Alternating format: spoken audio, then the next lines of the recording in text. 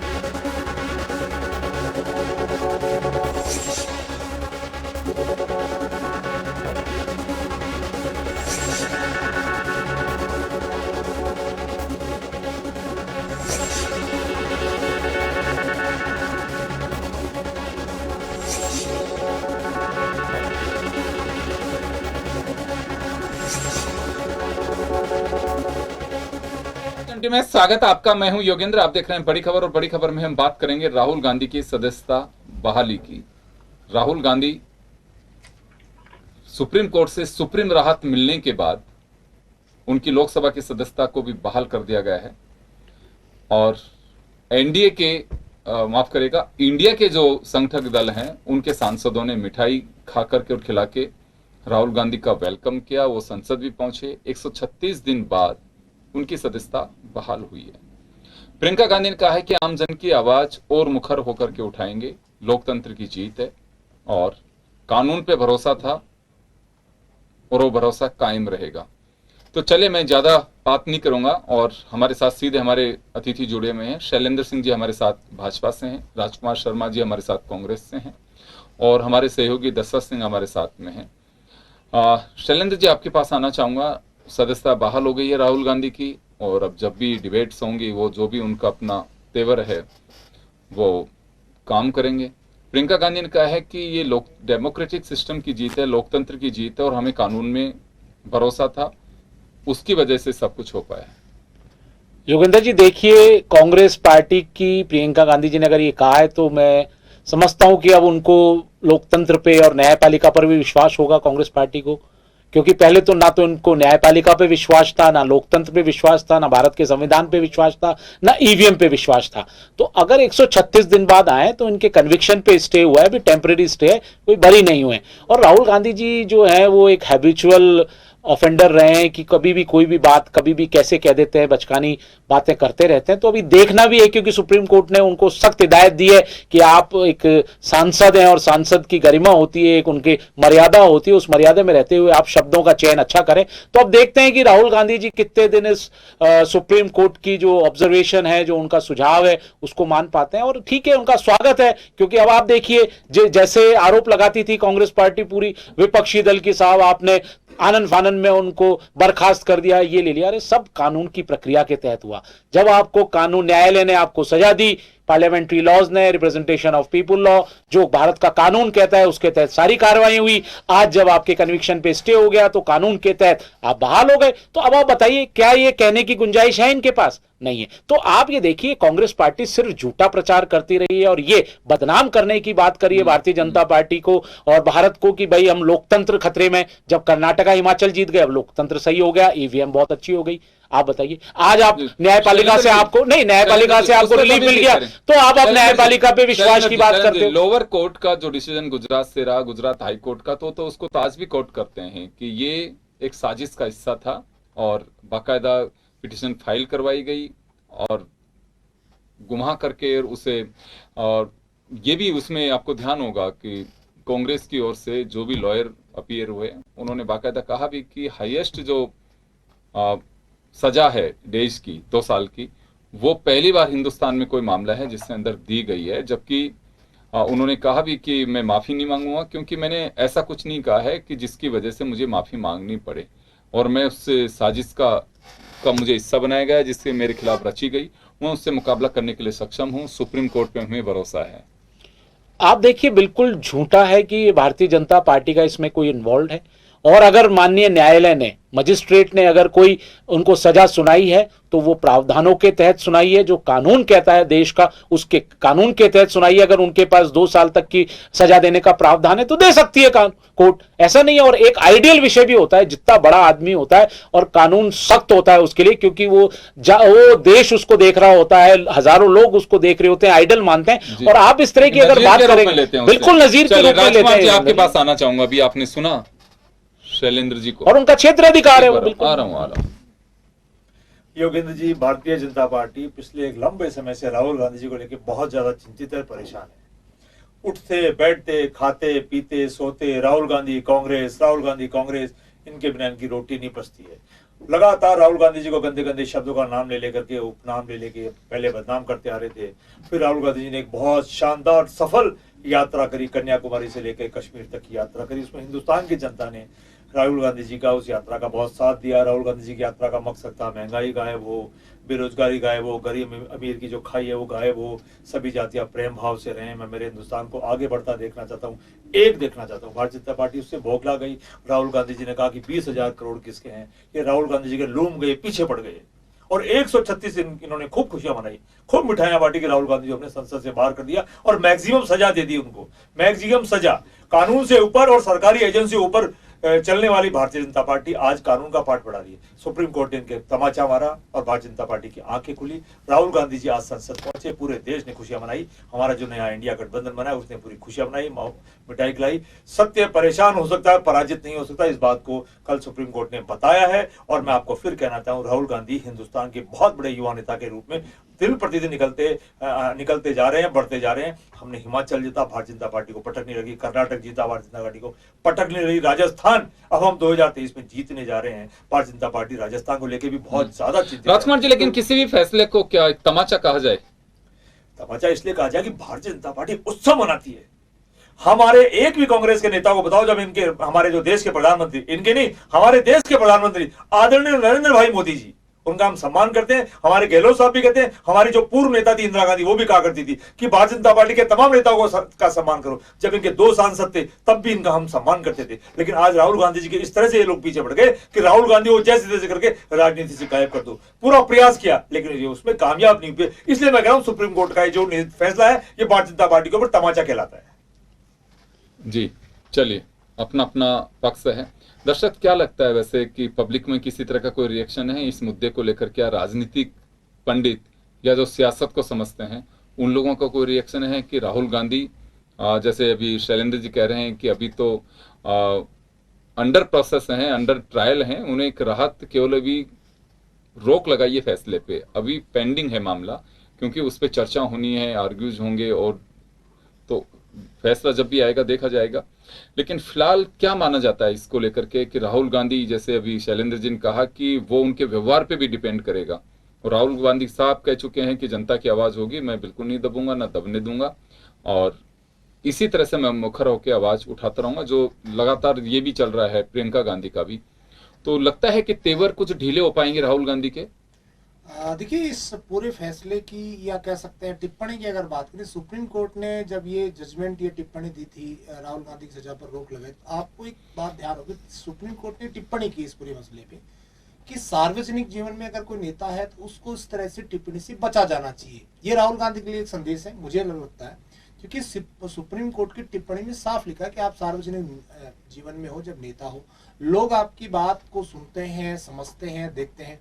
तो राहुल गांधी के लिए ये तो निश्चित तौर पे एक सबक होगा, क्योंकि जो टिप्पणी की गई है उसमें साफ साफ कहा गया है कि सार्वजनिक जीवन में इस तरह की भाषा यूज की जाती है वो नहीं होनी चाहिए। दूसरी तरफ आज की अगर पूरे घटनाक्रम को देखते हैं तो उसमें कल राहुल गांधी कल इस संसद की जो सदस्यता अगर आज बहाल नहीं होती तो कल ये सुप्रीम कोर्ट में जाने की तैयारी थी और इसी के चलते आज आनंद फानन में कह सकते हैं उनका जो ऑर्डर जो लोकसभा सेक्रेटरीट है वहां से रिलीज हुआ और उनको कह सकते हैं आज ही उनको बहाली हुई। दूसरी तरफ आम जनता की अगर बात करें तो कांग्रेस का ये मत है कि कांग्रेस में राहुल गांधी सबसे बड़ा नेता है, निश्चित तौर पे कांग्रेस के लिए नेता वो है, लेकिन बीजेपी ये भी मानती है कि राहुल गांधी को जितना डैमेज किया जाए या राहुल गांधी की इमेज को लेकर जिस तरह की बातें होती है, कांग्रेस के लोग भी ये कहते हैं कि राहुल गांधी की जो इमेज को खराब करने के लिए बीजेपी ने लाखों करोड़ रुपए बर्बाद किए। उनकी इमेज कितनी खराब हुई नहीं हुई एक अलग विषय है, लेकिन निश्चित तौर पे राहुल गांधी को टारगेट किया गया। राहुल गांधी भी वो नेता है, मैंने कई बार देखा कि राहुल गांधी जब रैलियों में या भाषणों में बोलते हैं तो खुलकर बोलते हैं। जैसा आपने कहा कि राहुल गांधी ने कहा कि मैं माफी नहीं मांगूंगा, माफी तो नहीं मांगी उन्होंने निश्चित तौर पे, भले निचली अदालत में या गुजरात हाईकोर्ट में जब ये मामला था उस वक्त उनसे ये कहा गया था कि वो खेद प्रकट करे, इस तरह की बातें करे, तो राहुल गांधी ने मांगी नहीं। लेकिन ये निश्चित तौर पे कहा जा सकता है कि सुप्रीम कोर्ट ने कल उनको एक आईना जरूर दिखाया था, उस पर यह टिप्पणी जरूर थी कि आप सार्वजनिक जीवन में आपसे उम्मीद ऐसी नहीं की जा सकती, क्योंकि लोग समझते हैं, जानते हैं। अब कांग्रेस के लिए निश्चित तौर पे संजीवनी साबित हो सकती है, क्योंकि एक तरफ जो गठबंधन इंडिया के नाम से बना है उसमें राहुल गांधी लीड करने की तैयारी थी, लेकिन नीतीश थे, शरद कुमार थे, उस वक्त ये चर्चा थी कि राहुल गांधी खुद सांसद नहीं है, तो ऐसे में उनको कमान कैसे दी जाए। अब निश्चित तौर पे राहुल गांधी की सांसदी बहाल हो गई है और वो सांसद बन गए, तो निश्चित तौर पे कांग्रेस के लिए अच्छी खबर है। बिल्कुल आप सही कह रहे हैं, क्योंकि एक नेता हाउस का मेंबर होता है तो एक अलग बात होती है, वो हाउस के मेंबर नहीं रहे, लेकिन सक्रियता जो राहुल गांधी की रही वो अपने आप को बिल्कुल एक तरह से सक्रिय रखे कि मुकाबला चाहे वो सिस्टम से हो या फिर खुद के कानूनी जो पेचीदगियां हैं या जो कानूनी लड़ाई लड़ रहे थे उससे हो। खैर आप बिल्कुल सही कह रहे हैं कि इंडिया के लिए जो गठबंधन बना उसके लिए उनके चेहरे को लेकर के कई मैं समीक्षकों को भी पढ़ रहा था कि राहुल गांधी के लिए एक बड़ी दिक्कत आ सकती है, जिसमें ये लगातार कहा जा रहा है कि वो किसी हाउस के मेंबर नहीं है, लेकिन उनकी सदस्यता बहाली से एक बड़ी बात होगी। सत्र चल रहा है और ऐसे में उनकी सदस्यता को बहाल किया गया है, उनके लिए बोलने का प्लेटफॉर्म रहेगा। सरकार के खिलाफ अविश्वास प्रस्ताव आ चुका है, उस पर वो जब बहस में हिस्सा लेंगे तो मुझे लगता है कि वो अपनी मन की सारी बातें वो कह सकते हैं। एक बड़ा, क्योंकि एक डेमोक्रेटिक सिस्टम का सबसे पवित्र मंदिर एक सदन होता है जिसमें जनता की आवाज़ बनी जाती है, जनता की आवाज़ को वहाँ कहा जा सकता है। सरकार सुने नहीं सुने इशू ये नहीं है, लेकिन आप जनता की आवाज़ को वहाँ तक पहुँचा रहे हो। जनता क्यों चुन के भेजती है कि आप उनकी बात को पहुँचा सकें, और कोशिश हर सांसद विधायक ये करता है कि मैं जनता की आवाज़ बन सकूँ। तो चलिए, एक ये जब 8 तारीख को बहस होगी इस पे और जब चर्चा होगी तो राहुल गांधी उसमें बोलेंगे, और बोलेंगे तो उनके तेवरों का भी अंदाजा लग पाएगा। जैसे अभी शैलेंद्र जी कह रहे थे कि उनको थोड़ा संयमता बरतने की हिदायत दी गई है। क्या लगता है शैलेंद्र जी, लगातार कांग्रेस ये बात कहती है कि बीजेपी करोड़ों रुपए राहुल गांधी की छवि को खराब करने में खर्च करती है।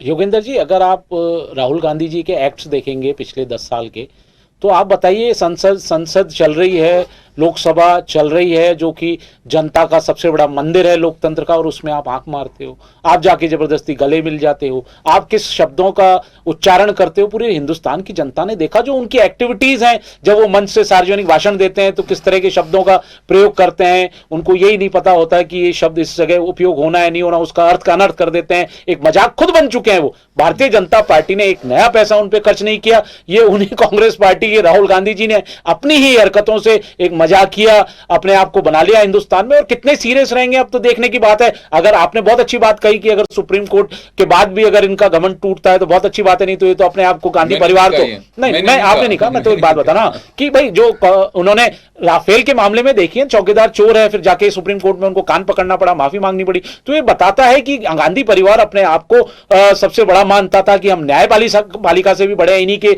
वरिष्ठ जो नेता हैं, राजस्थान से सांसद हैं, तिवारी जी कहते थे कि भाई भाई उनका खानदान देखना चाहिए, वो किस परिवार से हैं, ये भी कोर्ट को देखना चाहिए। अरे कोर्ट देखेगा, कोर्ट का काम है, कोर्ट के नियम बने हुए हैं, कोर्ट के जो क्षेत्राधिकार है, पावर है, उसके अनुसार उन्होंने कार्रवाई की। तो ये निश्चित तौर पर देखिए कि राहुल गांधी जी को बहुत संयम रहने की जरूरत है, और हमको तो कुछ डरने की काहे की जरूरत है राहुल गांधी से, बताइए। जब से राहुल गांधी जी उपाध्यक्ष बने कांग्रेस पार्टी के, 2014 का रिकॉर्ड देख लीजिए, कितनी सीटें आई, शायद विपक्ष का भी दर्जा नहीं मिल रहा था। 2019 में कितनी सीटें आई। लोग जो है अब ये कहने लग गए छत्रप्पे जो स्टेट के कि राहुल गांधी जी की रैली कम कराओ। तो आप देखिए, और राजस्थान का अगर आप हाल देखेंगे तो मुख्यमंत्री अशोक गहलोत जी तो कांग्रेस पार्टी को मानते ही नहीं, सोनिया गांधी, राहुल गांधी, प्रियंका गांधी को मानते ही नहीं, उनकी तो गलत पार्टी हो चुकी है, खुद निर्णय लेते हैं, बगावत करते हैं, उनको आला कमान इतना कमजोर है। तो राहुल गांधी जी और इंडिया जो आप बता रहे कि इंडिया, हम तो कह रहे कि बनिए ना, आप बनाइए इंडिया। जब आप इंडिया का भला नहीं कर सके, आप नाम लेके शायद भला कर दो इस देश का, आप बताइए क्या उसमें ममता बनर्जी स्वीकार करेंगी? कभी लालू यादव जी कहते हैं कि टेंशन, आप क्यों परेशान हो? नहीं, हम तो नहीं परेशान हो रहे, मैं तो यहां बता रहा हूं कि इंडिया भी क्या कर पाएगा। आप देखिए इनकी विचारधारा में बटे हुए हैं, किस तरह से एक दूसरे को पीएम प्रोजेक्ट, कई चेहरे हैं पीएम प्रोजेक्ट के, तो कैसे चलेगा वो इनकी है। लेकिन मेरा तो शैलेंद्र जी, संभावनाएं तब बनती हैं जब विचारधाराएं खत्म हो जाती हैं। विचारधारा किसी की नहीं बनी हुई है, और पब्लिक जो है वो समझ नहीं पाती है कि विचारधारा नाम का तो जिक्र करना ही बेकार है। कोई पार्टी ये नहीं कह सकती कि दावा करके कि हम जिस आइडियोलॉजी पे बने थे वो आज हमारी कायम है। कोई पार्टी नहीं, कोई भी पार्टी नहीं है। मैं कह सकता हूं, अगर कोई इसमें बहस करने को तैयार हो तो मैं कर भी सकता हूं उसमें। नहीं, कोई पार्टी नहीं, कोई पार्टी नहीं, आप भी नहीं हो। नहीं, हमारी भी देखिए, हमारी विचारधारा हो चुकी है सर। देख सुनिए सर, मैं इस वजह से हमारी विचारधारा में कोई फर्क नहीं आया है। जो पहले राष्ट्र प्रथम की हमारी भावना थी, वही आज हमारी भावना है। राष्ट्रवाद की हमारी भावना है, राष्ट्र प्रथम की हमारी भावना है, देश की जनता की सेवा करने की हमारी भावना है, वो रही है और दिख रही है। तो सेवा, गरीब कल्याण, सुशासन, ये देना हमारी भावना रही है। और जो विचार है कि राष्ट्र प्रथम राष्ट्रवाद, वो आज तक भी कायम है। आप बात सुनिए। अब खैर ये देखो, मुद्दा नहीं है, हर पार्टी जिसको गाली देती है उसी को गले लगा लेती है अवसर पड़ने पर। यह विचारधारा है, और यही एक सुशासन रह गया, यही अपने क्षत्रपों के लिए देने वाला आशीर्वाद रह गया। किसको कैसे गिराया जा सकता है, किसी को कैसे आगे बढ़ाया जा सकता है, किसको गले लगाया जा सकता है। इसी वजह से आइडियोलॉजी नहीं है, और राजनीति में स्थायी मित्र और विरोधी नहीं है। शैलेंद्र जी, तय मान के चलिए, कब महबूबा मुफ्ती के साथ बीजेपी हाथ मिला ले, कब कांग्रेस शिवसेना के साथ हाथ मिला ले। कहां विचारधारा की बात? गठबंधन बनाना अलग बात हो गई, लेकिन हमारी जो बुनियादी विचारधारा है उस पर कभी कॉम्प्रोमाइज नहीं किया भारतीय जनता पार्टी। बिल्कुल नहीं करा। वही अटल बिहारी वाजपेयी। सुनिए, इस वजह से मैं दावे के साथ कह रहा हूं, दावे के साथ। आप वकील हैं, पार्टी के प्रवक्ता के नाम पर आप कह सकते हैं, मैं आपको खारिज नहीं करूंगा, आपका पक्ष भी रखना चाहिए आपको, क्योंकि काम यही है, प्रवक्ता का बोलना भी चाहिए। उस अटल बिहारी वाजपेयी को मैं कोट करना चाहूंगा, एक वोट की वजह से सरकार चली गई, लेकिन अपने उससे समझौता नहीं किया। मैं इस वजह से कह रहा हूं आपको, वो नहीं बची हुई विचारधारा। मैं जनाब आपके पास आना चाहूंगा राजकुमार जी। खैर, आप विचारधारा की बात करते नहीं है तो कोई सवाल भी नहीं उठता है। चल रहा है तो भीड़ तंत्र हो गया अब हमारा लोकतंत्र, जिसमें ऐसे ही चलता रहेगा। लेकिन राहुल गांधी को लेकर के कुछ चीजें जरूर कही जाती हैं। आपकी पार्टी के भी कई बार दबे सुरों में लोग बोलते हैं कि क्या मुद्दा था, कहां चले गए। इस पूरे घटनाक्रम से कहीं कुछ कांग्रेस भी समझने की कोशिश करेगी? देखिए, राहुल गांधी जी पहले के मुकाबले बहुत ज्यादा मैच्योर नेता हो चुके हैं, पहले नहीं थे, समझदार हुए हैं, बहुत नेता अच्छे हुए हैं। डे बाय डे उनकी राजनीति निखरती आ रही है। पहले भी थे, मैंने कहा पहले के मुकाबले डे बाय डे वो और मुखर हो रहे हैं, निखर के बाहर निकल रहे हैं। और भारतीय जनता पार्टी बहुत ज्यादा चिंतित है। मैंने कहा ना, उनकी रोटी नहीं पचती है जब तक वो 10-5 बार राहुल गांधी जी का नाम नहीं ले, कांग्रेस का नाम नहीं ले। मैं दूसरी बात ये कहना चाहता हूं, भारतीय जनता पार्टी बहुत साहूकार पार्टी, ईमानदार पार्टी, असूलों से चलने वाली पार्टी। मुख्यमंत्री को सत्ता प्राप्ति के उप मुख्यमंत्री बनाए थे, पूरी की पूरी पार्टी निकल जाते हैं। रात को 2 बजे, 3 बजे, सुबह 5 बजे उठा करके पता नहीं किसको मुख्यमंत्री बनाए थे। अभी तो दोपहर में बना दिया आपकी बार। तो न जाने क्या हो रहा है देश में, ये देश किस तरफ जाना। अच्छा सुनो, सत्ता प्राप्ति के लिए, देश के टुकड़े करने के लिए मणिपुर चल रहा है, हरियाणा देश के टुकड़े तो कांग्रेस पार्टी ने किया है। क्यों आप मेरे को बुलवाना चाहते हैं? 1947 में धर्म के आधार पर किसने भारत को तोड़ दिया? नॉर्थ ईस्ट को किसने भारत से अलग रखा? बताइए ना, आपने कभी डेवलपमेंट नहीं किया, नॉर्थ ईस्ट को भारत से अलग कर दिया। एक मिनट, हमारे मुख्यमंत्री अशोक गहलोत जी बार बार एक बात कहते हैं कि मैं भारत के प्रधानमंत्री से अपील करता हूं, विनम्रता से निवेदन करता हूं कि भारत के प्रधानमंत्री जी मन की बात करते हैं, आज शाम को 8 बजे, 5 बजे, 6 बजे तय कर ले और देश को संबोधित करें। और देश को संबोधित करके कहें कि मेरे देश में सभी जातियों का, सभी धर्मों का स्वागत है। मुख्य प्रधानमंत्री जी कहने के मायने होते हैं। प्रधानमंत्री जब कहते हैं ताली, थाली, घंटी, टॉर्च सब जल जाती है, तो प्रधानमंत्री जी आए, देश को संबोधित करें, मेरे देश में सभी जातियों का, सभी धर्मों का, सभी भाषाओं का, सभी राज्यों का स्वागत है। ऐसा करने की बजाय कभी मणिपुर जल रहा है, कभी हरियाणा जल रहा है। ऐसा ना करके वो देश के टुकड़े करने का प्रयास कर रहे हैं। कांग्रेस पार्टी हमेशा एक बात कहती है कि नफरत के बाजार में हम मोहब्बत के शोरूम खोलने जा रहे हैं। सुने राजकुमार जी, मैं एक बात जानना चाहूंगा। आपने एक बात कही कि वो देश को टुकड़े करना चाह रहे हैं। क्यों चाहेंगे नरेंद्र मोदी ये बात? क्योंकि देखिए, कहना ये, अगर आज आपके ऊपर उंगली उठा दें आप इन पर, लेकिन कुछ शब्दों के मायने होते हैं। हम अपील कर रहे हैं उनसे, आम हिंदुस्तानी कोई भी होगा, वो तकलीफ की बात होती है। क्यों रहना चाहिए? क्यों मणिपुर को तोड़ना चाहेगा कोई? नहीं, मणिपुर जल रहा है, वो अपील कर सकते हैं देश से कि मेरे देश, मैं मेरे साथी से पूछना चाहता हूँ, 2014 के बाद, अरे सुनिए, 2014 के बाद भारत में बम विस्फोट नहीं हुए और आपके समय में लगातार बम धमाके होते थे, आतंकवाद की घटनाएं होती थी। क्या बात करते हो? आपका चरित्र ही देश तोड़ने का रहा है। आज राष्ट्रवादी पार्टी है जिसने इस पूरे देश की रक्षा की है। आज बताता हूं मैं आपको, 80% आतंकवाद में कमी आ गई, एक भी बम धमाका नहीं हुआ। ये तो वो पार्टी है जो जयपुर बम ब्लास्ट वालों पे पैरवी नहीं करती, उनको छुड़ाने का काम करती है। तो ये आप गलत स्वीकार ही नहीं कर सकती। भारत की जनता सब मान जाती है, उग्रवाद नस्लवाद को 50% हमने कम कर दिया, हमने आतंकवाद 80% कम कर दिया। बम के धमाके सुने, पहले हर जगह बम के धमाके होते थे। आतंकवादियों को चाय पिलाते हो ऑफिस में बुलाकर? नहीं, देश पूरी राजस्थान हिंदुस्तान की जनता जानती है कांग्रेस का क्या चरित्र है। सबका टारगेट केवल देश है। और मैं फिर कह रहा हूं योगेंद्र जी, हमारा तो टारगेट हमारा देश है। हम सत्ता में रहे न रहे, हमारा पार्टी चाहती है कि देश एक रहे। हमारे देश में हिंदू मुस्लिम देश टूटा कहां से है? ये तो ये कौन से टूटा है देश? जो आपने तोड़ा था उस देश को, उसको हमने मिलाया है। जम्मू कश्मीर को आपने अलग कर दिया था भारत से, अलग स्टेटस दे दिया था, हमने उसको मिलाने का काम किया भारत में। आज देखिए, वहां गोलियां नहीं चलती, सैलानियों का सैलाब जाता है, पर्यटन डेवलप हो रहा है, विकास हो रहा है, रोजगार बढ़ रहे हैं। आपने तो उसको एक अलग कंट्री बनाने की ठान रखी थी। योगेंद्र जी, भारतीय जनता पार्टी को तो कर्नाटक में पता चल गया कि राम हनुमान की बनने वाली पार्टी, वहां तो राम हनुमान भी छोड़ के चले गए। उनको लगा राम हनुमान को भी, क्या ये तो ऐसे ही नाम लेते हैं मेरा। क्या मैं कहता हूँ भारतीय जनता पार्टी को, क्या सहूलियत के साथ में कोई कुछ भी बोल देता है। पता चल चुका है भारतीय जनता पार्टी मेरे नाम को पूरे देश में किस तरह का उपयोग में लेती है। इसलिए मैं भारतीय जनता पार्टी को कहना चाहता हूँ कि अब तो अपना, तो आप लोग बजरंगबली की कृपा से ही जीते बस कर्नाटक में। हिंदुस्तान की जनता ये डेमोक्रेसी है, ये आपको राजकुमार जी, बजरंगबली जी की कृपा से ही जीते हैं आप लोग वहाँ कर्नाटक। बजरंगबली की कृपा हमेशा रहती है कांग्रेस पार्टी के ऊपर, और हमेशा रहनी चाहिए। राम जी की, बजरंगबली जी की कृपा हमेशा रही है और हमेशा रहेगी। तो अब राज्यों के अंदर हनुमान चालीसा करेंगे आप लोग कि अब वास्तव में जनता के विकास के मुद्दों को आगे लेके जाएंगे? योगेंद्र जी, हम कांग्रेस पार्टी के लोग तो हमेशा हनुमान चालीसा करते आए हैं और विकास हमेशा करते आए। अशोक गहलोत जी पूरे 4.5 साल से लगातार विकास करते आ रहे। परिस्थितियां बहुत विपरीत रही, कोरोना आया, भारतीय जनता पार्टी सरकार गिराने का प्रयास किया, उनके 2-3 दिन बाद कोरोना हो गया, हाँ दिल की तकलीफ हो गई, पांव में चोट लगी हुई है, उसके बावजूद भी राजस्थान की जनता की सेवा करने से बाज नहीं आ रहे। बिल्कुल किया विकास आपने, भ्रष्टाचार का विकास किया है, महिला उत्पीड़न दुष्कर्म का विकास हुआ है, बेरोजगार युवाओं को रोजगार न देके आपने बेरोजगारी दर बढ़ा दी है, पेट्रोल डीजल की दरें सबसे ज्यादा है, किसानों का कर्जा आपने माफ नहीं किया, बिजली की दरें राजस्थान में सबसे ज्यादा है, रोड टैक्स मंडी टैक्स सबसे ज्यादा है। आपने पूरा विकास किया है, आपने तुष्टीकरण का विकास किया है, अपराधियों का विकास किया है, जंगल राज माफिया राज का विकास किया है, बहुत अच्छा विकास किया है राजस्थान का, हर रिकॉर्ड तोड़ दिया आपने राजस्थान में। शैलेंद्र जी, दर्शक एक चीज मैं जरूर जानना चाहूंगा, क्योंकि देखिए कहना बहुत सहज है कि राहुल गांधी 136 दिन बाद उनकी बहाली हुई है, लेकिन हर घटना को इनको लेसन देती है, उससे सबक लेना होता है, सीखना होता है। सीखने की उम्र नहीं होती है, सीखने का कोई राइडर नहीं होते, बस अब मैं सीख चुका हूं। ये जो घटनाक्रम हुआ है, बाकायदा अदालत के अंदर जाना पड़ा, तमाम चीजें रही, कांग्रेस इससे कोई लेसन ले पाएगी?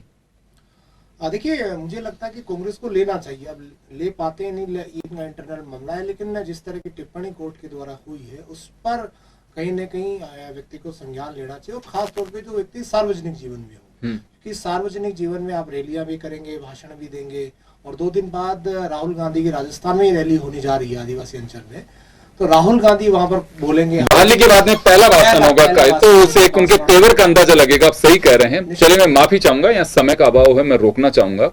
बिल्कुल दर्शक सही कह रहे हैं कि जब राहुल गांधी 9 तारीख को विश्व आदिवासी दिवस पर, जिसे ये कहा जाता है कि आदिवासियों का सबसे बड़ा एक धार्मिक स्थल जहां पे आएंगे वो वैनेश्वर धाम, मानगढ़ धाम, माफ करिएगा, तो मानगढ़ धाम का भी एक ऐतिहासिक पृष्ठभूमि है। वहां जब आएंगे तो राहुल गांधी के तेवर का अंदाजा लग पाएगा। क्या रहता है, किस तरह से रहता है। हालांकि पार्लियामेंट में भी बोल सकते हैं, क्योंकि 8 तारीख को यानी कि मंगलवार को जब बहस होगी अविश्वास प्रस्ताव पर, तो राहुल गांधी उसमें भी चर्चा में हिस्सा ले सकते हैं। लेकिन सार्वजनिक रूप से एक मीटिंग, जो पब्लिक मीटिंग है, अभी तक के उनके प्रोग्राम के अनुसार मानगढ़ धाम में जब वो आएंगे तो उससे अंदाजा लगेगा किस तरह से राहुल गांधी के तेवर होते हैं, क्या लचीलापन आता है कि उनके वही तेवर उसी तरह से उसी अंदाज में दिखाई देंगे, ये देखने वाली बात होगी। चलिए, बहुत बहुत शुक्रिया आप सभी का। बड़ी खबर में इतना ही, दीजिए इजाजत, नमस्कार।